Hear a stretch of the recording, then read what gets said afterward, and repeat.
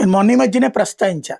అమెరికాలో దొంగ పెళ్ళిళ్ళు ఎట్టా జరుగుతున్నాయంటే సీనియర్లు అంటే ఆర్మీలో పనిచేసి రిటైర్ అయిపోయారంటే ఏ వయసు వచ్చేసుంటది? వృద్ధాప్యం వచ్చేసుంటది.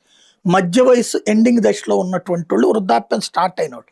అట్లాంటి వాళ్ళని పెళ్లి చేసుకుంటున్నటువంటి అమ్మాయిలు.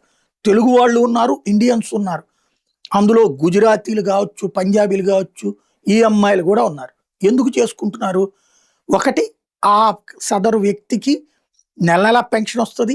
అట్లాగే ఆ వ్యక్తికి లంసమ్ అమౌంట్ ఉంటది.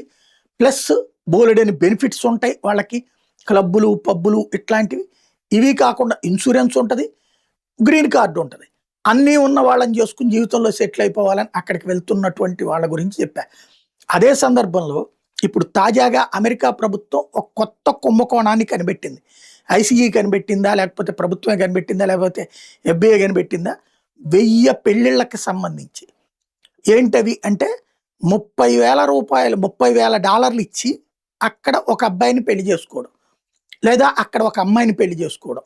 మధ్యలో బ్రోకర్‌కి $5,000. ఈ పెళ్లి చేసుకున్నప్పుడు మన వాళ్ళు అక్కడికి వెళ్ళాక ఈ పెళ్లి ఆధారంగా గ్రీన్ కార్డ్ వస్తది. ఆ తర్వాత కొన్ని రోజులకే డైవోర్స్ తీసేసుకుంటారు. వీళ్ళ ద్వారా వీళ్ళు అక్కడ గ్రీన్ కార్డ్ వచ్చేసింది కాబట్టి పర్మనెంట్ సిటిజన్స్. అదే సందర్భంలో అవతల వాళ్ళు మళ్ళీ ఇంకో పెళ్లికి రెడీ. మళ్ళీ ఇట్లాగా. ఈ సాధారణంగా ఈ గ్రీన్ కార్డ్ ఇచ్చేటప్పుడు, ఈ వీసా అప్పుడు ఈ భార్యాభర్త ఇద్దరు మామూలుగా పెళ్ళప్పుడు ఎలాగుంటది ఈ ఖర్చు ఇదంతా కూడా జరిగిన వాటిని ఇప్పుడు ఇంటర్వ్యూలు చేయడం బిగించేశారు అక్కడ. ఆ ఇంటర్వ్యూల్లో ఒకళ్ళు చెప్తున్న దానికి, ఒకళ్ళు చెప్తున్న దానికి పొంతన లేదు. అంటే అది అసలు ఇద్దరు కలిసి పెళ్లి చేసుకుంటే కదా!